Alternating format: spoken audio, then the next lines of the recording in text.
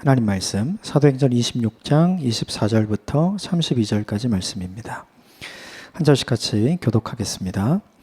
바울이 이같이 변명하매 베스도가 크게 소리내어 이르되 바울아 내가 미쳤도다.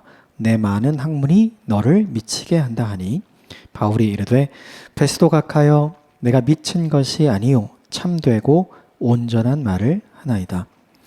왕께서는 이 일을 아시기로 내가 왕께 담대히 말하노니 이 일에 하나라도 아시지 못함이 없는 줄 믿나이다. 이 일은 한쪽 구석에서 행한 것이 아니니이다. 아그리빠 왕이여 선지자를 믿으시나이까? 믿으시는 줄 아나이다. 아그리빠가 바울에게 이르되 내가 적은 말로 나를 권하여 그리스도인이 되게 하려 하는도다. 바울이 이르되 말이 적으나 많으나 당신뿐만 아니라 오늘 내 말을 듣는 모든 사람도 다 이렇게 결박된 것 외에는 나와 같이 되기를 하나님께 원하나이다 하니라. 왕과 총독과 버니게와 그 함께 앉은 사람들이 다 일어나서 물러가 서로 말하되 이 사람은 사형이나 결박을 당할 만한 행위가 없다 하더라. 이에 아그리빠가 베스도에게 이르되 이 사람이 만일 가이사에게 상소하지 아니하였더라면 석방될 수 있을 뻔하였다 하니라. 아멘. 이것은 하나님의 말씀입니다. 오늘 본문은 어제 본문에 이어서 사도 바울이 그가 만났던 예수 그리스도에 대한 이야기를 아그리빠에게 온전하게 다 전하고 자기가 만났던 예수가 왜 그리스도가 되는지에 대한 이야기를 다 마치고 나서 베스도와 그리고 아그리빠 왕의 반응을 이야기합니다. 먼저 24절 같이 읽겠습니다. 24절 시작.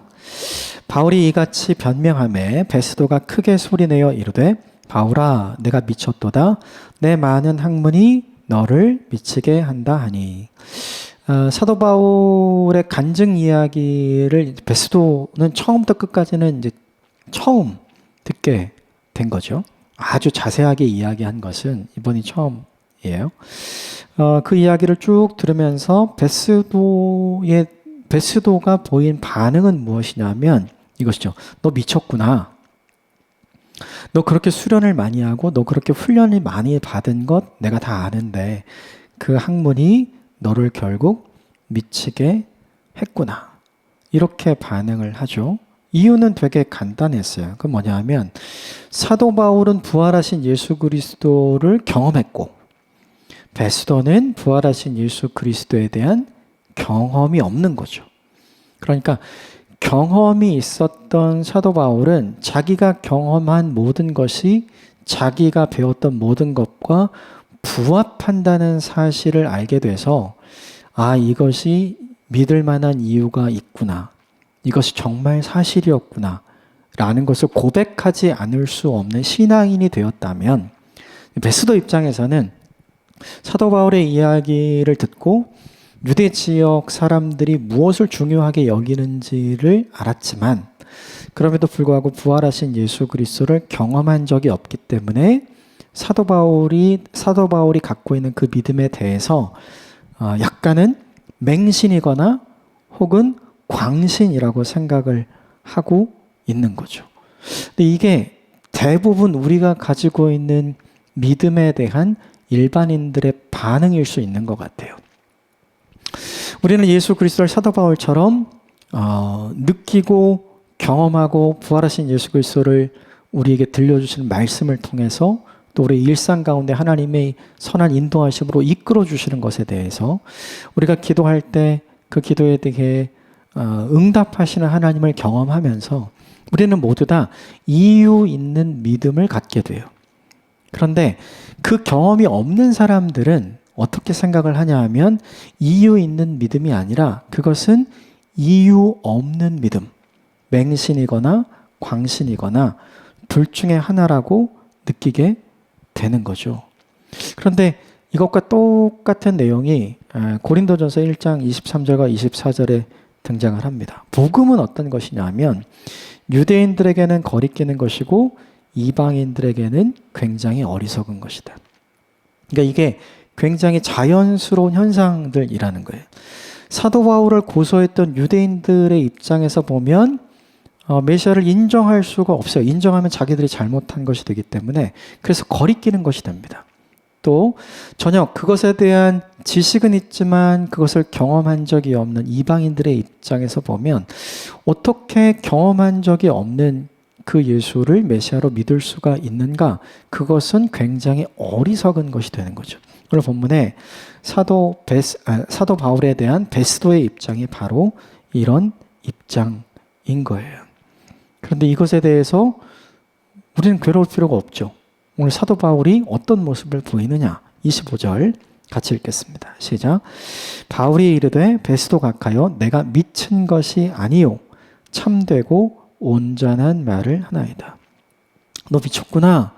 너 그거 맹신이야. 혹은 너 그거 광신이야. 네 믿음이 잘못된 거야. 라고 이야기하고 있는 베스도에게 사도 바울이 정색하면서 이렇게 이야기합니다. 각하, 저는 결코 미치지 않았습니다. 이렇게 이야기합니다. 나는 지금 참되고 온전한 말을 하고 있습니다.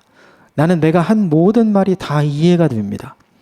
그리고 나는 내가 경험한 것이 다 믿어집니다. 왜인가?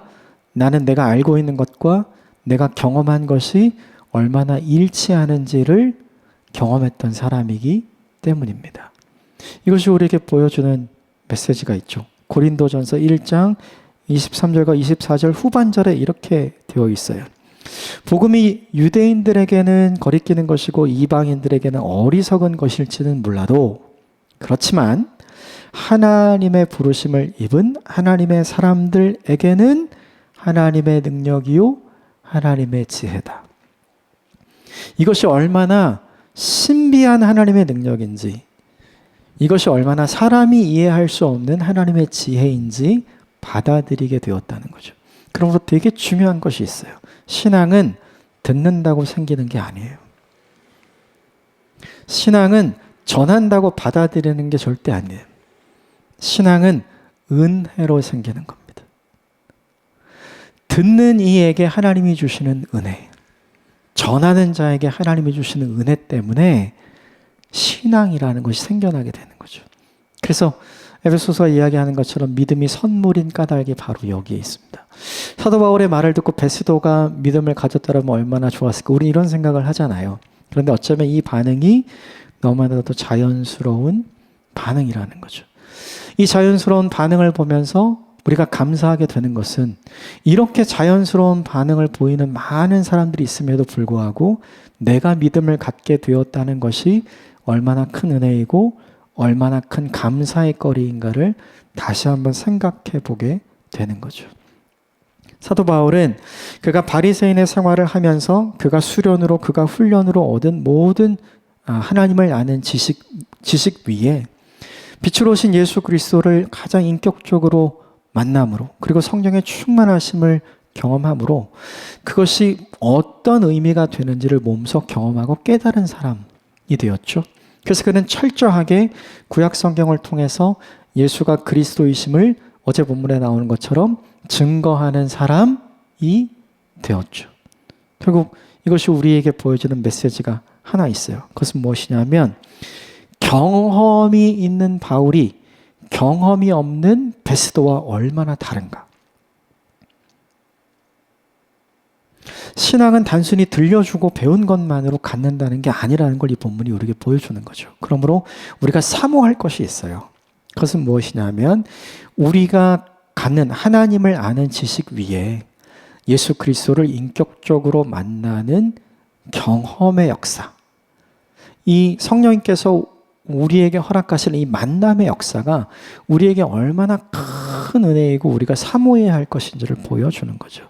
그것이 있을 때 우리가 가지고 있는 신앙을 사도 바울처럼 조리 있게 이야기할 수 있고 바르게 설명할 수 있는 사람이 되고 베스도가 이야기하는 것처럼 그것은 맹신이고 광신이다 이렇게 이야기할 때 아닙니다. 이것은 이유가 있는 신앙입니다. 내가 참되고 온전한 말을 하고 있습니다. 라고 말할 수 있는 사람이 되는 것이죠. 시간이 지나면 지날수록 우리에게 복음에 대한 변증이 굉장히 중요한 시대가 온 것 같아요. 왜 믿는가? 무엇을 믿는가? 어떻게 믿을 것인가? 중요한 건 그 믿음이 어떻게 우리에게 주어졌는가? 이것을 설명해 낼 수 있는 지혜와 지식이 저와 여러분들에게 있게 되기를 주님의 이름으로 축복합니다. 그 일은 분명히 사도 바울과 같은 단계를 거쳐야 하는 것 같아요. 성경을 아는 지식도 있어야 하지만 주님과 깊이 만나는 인격적인 만남이 우리에게 필요한 거죠. 그럴 때 우리가 알고 있는 하나님을 아는 지식이 주님께서 우리에게 베풀어 주시는 성령의 능력 안에서 시너지를 발휘하게 되는 것 같아요. 이 신앙을 추구하고 이 신앙을 간절히 구하는 저와 여러분이 되시기를 주님의 이름으로 축복합니다. 베스도의 입장에서 왜 사도 바울이 어리석게 보였을까 생각을 해보면 되게 간단한 것 같아요. 지금 이 시간은 사도 바울이 아그리빠 왕 앞에서 유일하게 유대인의 고소가 왜 부당한지, 나는 왜 죄가 없는지, 나는 왜 무죄한 사람인지, 그래서 누가 잘못했는지를 분명하게 가르고 보일 수 있는 유일한 기회였거든요. 그런데 베스도가 사도 바울의 이야기를 쭉 들으면서 어제 본문에 함께 나눈 것처럼 사도 바울은 자기를 변호한 게 아니라 예수 그리스도를 변호하잖아요. 구약에 기록된 하나님께서 선지자들을 통해 보여주시겠다고 약속하셨던 그 메시아가 바로 죽으시고 부활하신 내가 만난 예수 그리스도입니다. 라는 그 이야기만 하니까 베스도의 입장에서는 굉장히 답답했던 것 같아요. 굉장히 사도 바울이 어리석어 보였던 것 같아요.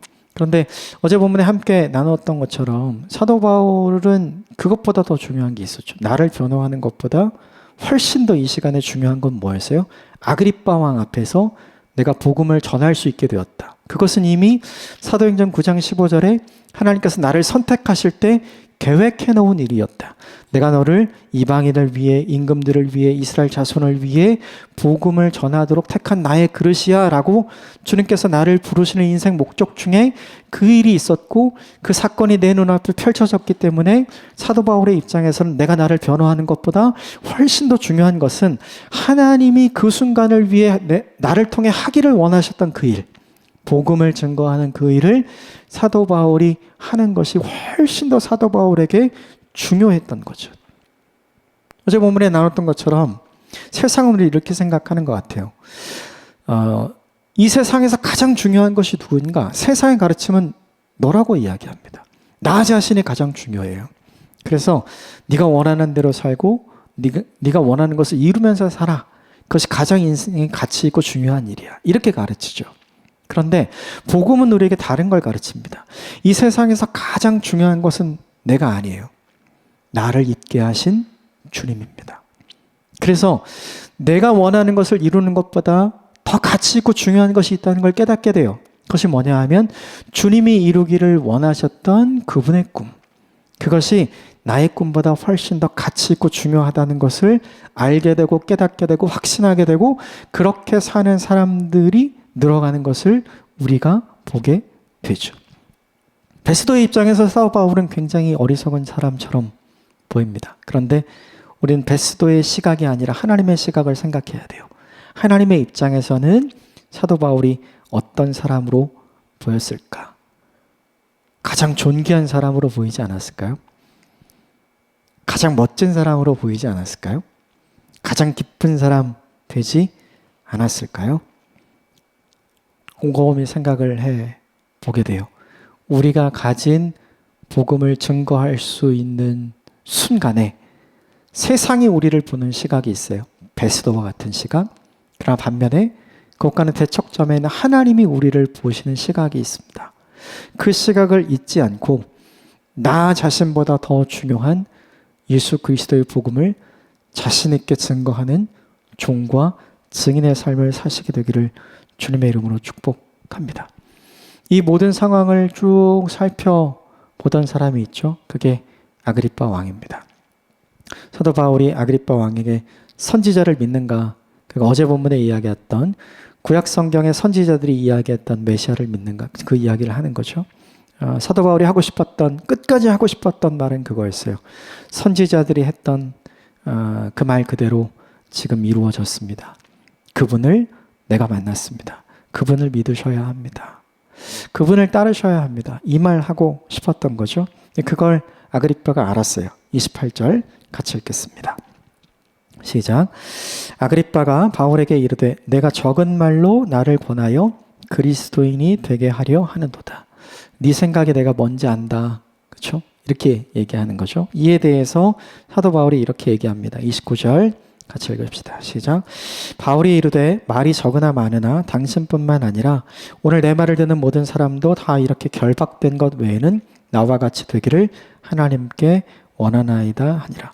사도 바울은 자기 자신들 앞에 큰 위험을 가지고 배석해서 앉아있는 사람들, 자기의 이야기를 듣는 사람들을 계속해서 보잖아요.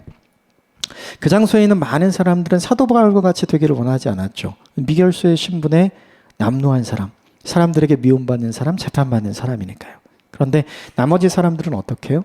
그런 것과는 전혀 상관없으니까 그런 사람들이 되기를 간절히 원했을 거예요. 그런데 사도 바울은 거꾸로 얘기하는 거죠.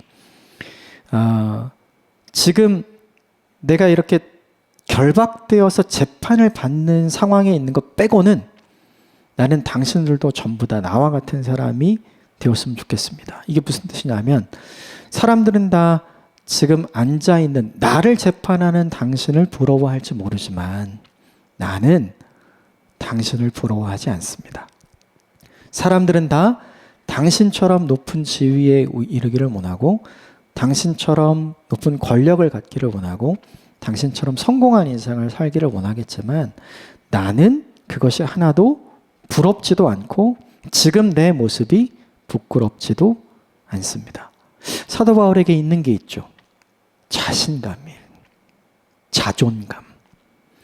내가 사람들 앞에서 인정받는 사람이 아니라 내가 하나님 앞에서 인정받는 사람이기 때문에 나는 상관없습니다. 이 자존감과 이 자신감이 사도 바울에게 있었죠. 이 모습을 보면 사도 바울 너무 당당하다. 사도 바울의 모습 너무나 부럽다. 이런 생각이 들어요. 왜인가? 사도 바울은 사람 앞에서의 자기 인생이 아니라 하나님 앞에서의 자기 인생을 철저하게 준비하고 철저하게 부끄러움 없이 살아왔던 사람이라는 걸 오늘 본문이 보여주는 거죠. 베스도는 너 미쳤구나 이렇게 손가락질 했잖아요. 그런데 그때 사도 바울이 생각한 건 사도 바울이 느끼고 사도 바울이 확인한 건 너는 나에게 손가락질을 할 수 있지만 하나님은 나에게 엄지를 들고 계실 것이다. 이런 거지. 이런 느낌. 사도 바울의 입장에서는 내가 한 말을 받아들이진 받아들이지 않든 이 말을 할 수 있게 해주신 기회를 주신 하나님이 너무나 놀라운 거예요. 내가 할 수 있는 일이 아니고 내가 만들 수 있는 상황이 아니고 내가 계획한다고 한들 이루어질 수 있는 일들이 아니었잖아요. 그런데 철저하게 그 모든 것을 다 포기하려고 하는 순간 이 모든 것이 일어나게 하신 하나님의 놀라움, 그것을 경험하고 나서 사도 바울이 그 하나님의 시선을 염두에 두고 베스도의 시선, 아그리빠의 시선, 거기 있었던 높은 지위를 가진 사람들의 시선이 아니라 나를 지켜보고 계시는 하나님의 시선 때문에 자신 있게 자존감 있게 당신들 모두 다 나와 같이 되었으면 좋겠다. 이렇게 이야기하는 모습을 보게 되죠. 이 모습을 보면서 제 마음에 품게 된 게 있어요. 저런 자신감이 나도 있으면 좋겠다. 저런 자존감이 나도 있었으면 좋겠다. 나와 같은 삶을 당신들도 살기를 원한다고 내가 살 수 있으면 얼마나 좋을까. 걸리지 않아서 그렇지 뜯어보면 굉장히 부끄러운 거 많거든요. 우리 모두가 그렇지 않나요? 그런데 사도 바울의 모습은 그렇지가 않죠. 사도 바울은 여전히 사람들 앞에서 살아가는 사람이었지만 그는 사람들 앞에서뿐만 아니라 하나님 앞에서 살아가는 사람이었구나라는 모습이 이 본문에서 드러나게 되는 거죠. 사도 바울의 모습을 보면서 굉장히 부끄러워지기도 하고 굉장히 부러워지기도 합니다. 하나님이 주시는 인생의 자신감과 자존감을 회복하고 오늘 사람들 앞에서 사람들의 모습을 부러워하거나 자신의 인생의 모습을 부끄러워하지 않는 저와 여러분이 되시기를 주님으로 축복합니다. 우리가 하나님 앞에서 살아가고 있음을 기억하는 오늘 하루가 되었으면 좋겠습니다. 마지막 같이 읽겠습니다. 30절부터 32절 시작. 왕과 총독과 번이게와 그 함께 앉은 사람이 다 일어나서 물러가 서로 말하되 이 사람은 사형이나 결박을 당할 만한 행위가 없다 하더라. 이에 아그리빠가 베스도에게 이르되 이 사람이 만일 가이사에게 상소하지 아니하였더라면 석방될 수 있었을 뻔하였다 하니라. 결론은 뭐냐 하면 아그리빠 왕이 들어도 오늘 본문의 사도 바울은 결박이나 사형이나 유죄로 취급받을 만한 그 어떤 것도 없다. 유대인의 왕이 사도 바울을 무죄라고 선언한 거죠. 그리고 총독인 베스도가 봐도 사도 바울은 무죄였어요. 그러면 당연하게 자연스럽게 가이사 앞에 가도 당연히 무죄가 되겠죠. 갈릴리 분봉왕의 결정의 모습을 보면서 오늘 하나님께서 왜 이 재판을 있게 하셨는가를 곰곰이 생각해 보게 돼요. 우리는 다 알죠. 그래, 이게 바른 결론이야. 이게 다 알지만 재판이 이렇게까지 길게 늘어지지 않았다면, 즉 사도 바울이 2년 동안 가이사랴에 구금되어 있지 않았다면, 베스도가 결정하고 빨리 보내버렸다면, 그러면 아그리빠 왕 앞에서 복음을 전할 수 있는 기회는 없었던 거잖아요. 그리고 아그리빠 왕으로 이해가 되는 모든 유대 사회가 사도 바울을 유죄로 정죄할 수 없다. 오히려 사도 바울을 고소하고 고발했던 대제사장과 유대의 장로들이 무고죄로 오히려 처벌을 받아야 하는 것이 마땅하다. 이런 결과가 생기지 않았겠죠. 하나님은 사도 바울에게 이런 좋은 결과를 있게 하기 위해, 또 하나님의 계획대로, 하나님의 예정대로 왕 앞에서 사도 바울을 통해 복음을 전하게 하기 위해 오늘 이 일이 있게 하셨다는 걸 알 수 있죠. 생각을 해보면 사도 바울에게도 아그리빠에게도 윈윈이에요. 사도 바울에게도 하나님의 뜻이 이루어졌고 아그리빠에게도 하나님의 뜻이 이루어졌죠. 이것이 저와 여러분의 인생 가운데 일어났으면 좋겠습니다. 우리 인생을 살아가면서 나의 인생을 통해 누군가의 인생에 하나님의 뜻이 아름답게 일어나는 삶을 살았으면 좋겠습니다. 그리고 나의 인생을 통해 하나님께서 철저하게 내가 어떤 사람인지를 올바르게 드러내 주시는 인생을 살게 되었으면 좋겠습니다. 사도 바울이 가이사라에서 로마로 갈 때 불편한 마음으로, 유죄의 마음으로 갔다면 어떻게 됐을까요? 로마에 가서 굉장히 근심하고 걱정하고 염려했겠죠. 그런데 오늘 이 본문이 보여주는 건 걱정하지 마. 너는 내가 책임질 거야. 걱정하지 마. 아무도 너를 건드릴 수 없을 거야. 걱정하지 마. 너는 로마에 가야 한다. 너는 로마에서도 복음을 전해야 한다. 사도 바울을 향한 하나님의 뜻도 아름답게 이루어지는 모습을 보죠. 저 여러분의 인생에 이런 인생이 되었으면 좋겠습니다. 저 여러분의 인생에 하나님의 뜻이 서로 윈윈 하도록 아름답게 이루어지는 인생을 살게 되기를 주님의 이름으로 축복합니다. 함께 기도하겠습니다.